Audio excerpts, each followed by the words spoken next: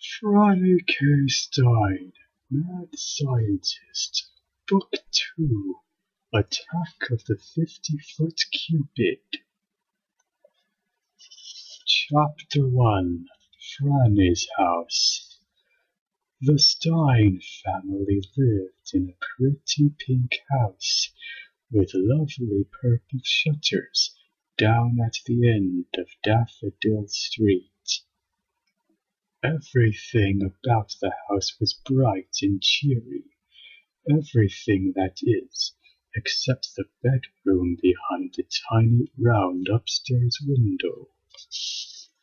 This was Franny's bedroom, and she loved it more than any place else in the whole world, because this was where she came up with some of the most exciting new ideas in mad science. But, as is often the case for mad scientists, it was impossible to get her friends and family to take her work seriously. Like when Franny presented her recently perfected personal cow to her father.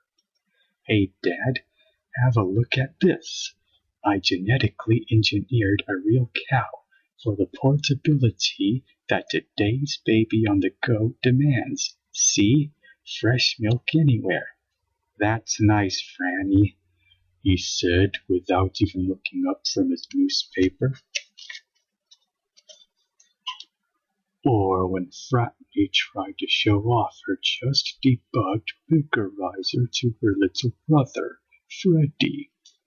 "One blast from this device can make things hundreds of times bigger," Franny declared proudly. "Can you use it in reverse and make your mouth smaller?" Freddy asked. Franny answered, "It doesn't have a reverse setting. It only makes things bigger, but that's not a bad idea." Before she could finish, he leaped onto his skateboard and, with one swift push, rocketed out of sight. Or when Franny called Percy, one of her new friends from school, to announce her new manifesto. You put a picture of something in front of it, flip the switch, and zap, it creates a real three-dimensional reproduction of it. "Did you ever put ketchup on corn chips?" Percy asked witlessly. Franny blinked. "Ketchup on corn chips? Did you hear a single word I said, Percy? The manifester actually makes real things from pictures and pictures from real things. It's total madness." "I like corn chips," he said, and Franny hung up the phone. Franny's mom had been watching, and she felt bad for Franny. She might not have chosen to have a mad scientist for a daughter, but that's what Franny was. And since that's what Franny was, her mom had spent a lot of time trying to learn about mad scientists. One of the things she learned was this: mad scientists need assistants to whom they can show their tiny cows weird devices and crazy gizmos. Assistants who were always excited and who always listened. Chapter 2, Please and Thank You. One afternoon, Franny's mom cautiously poked her head into Franny's room. When poking one's head into a mad scientist's lab, it's always best to do so cautiously. "Franny, honey, I have somebody I want you to meet." "I'm kind of busy here, Mom. I'm working on a machine that will make dirty socks smell worse." "Why would you want that?" Franny's mom asked. Franny paused and then said, "I guess you wouldn't, Mom, but that's how mad science works." "Okay, but I just thought you might like to meet your new lab assistant." "A lab assistant?" Franny said, totally forgetting about the sock experiment. More than anything, she had always wanted her very own lab assistant. Well, her mom said, he's not a pure lab. He's also part poodle, part chihuahua, part beagle, part spaniel, part shepherd, and part some kind of weaselly thing that's not even exactly a dog. Franny stared blankly at the thing Mom had at the end of the leash. But he'll always be interested and excited about your project, sweetheart, and you can teach him to be your assistant. His name's Igor. Igor coughed and cocked his head. A few fleas hopped around in his fur. He could tell right away that he liked Franny, and he hoped she liked him in return. Oh, it's a dog, Franny said flatly, looking at Igor like he was half a glass of warm water. I thought you meant...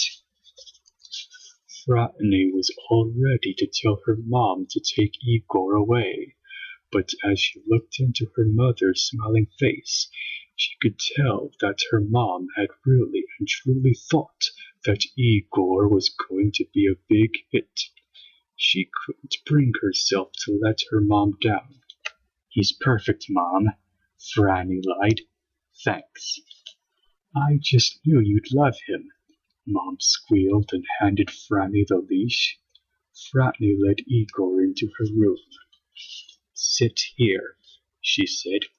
If I need your assistance with anything, I'll let you know. Igor sat and tried to smile the friendliest smile that a dog with a mouthful of pointy, craggy teeth could smile.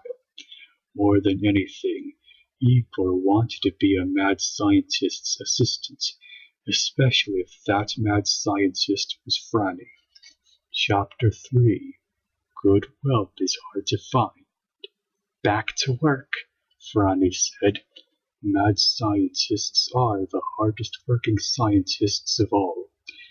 They do not allow interruptions like Igor to get in the way of progress.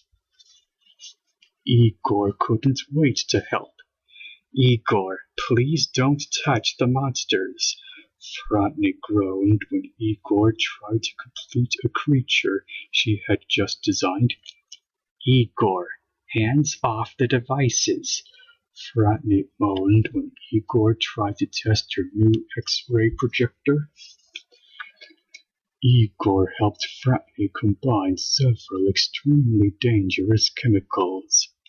Igor, she said, don't touch the test tubes. Please, just don't touch anything. Chapter 4. Life's Rough. The next morning, Igor watched quietly as Franny got ready for school. Before she left, she stopped to shake her finger at him. I think we've determined that you're a dog and not a lab assistant, so don't touch anything in this room except your dumb little rubber ball. Understand?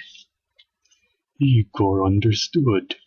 He concentrated on not touching anything except his dumb little rubber ball, because more than anything, he just really wanted to help.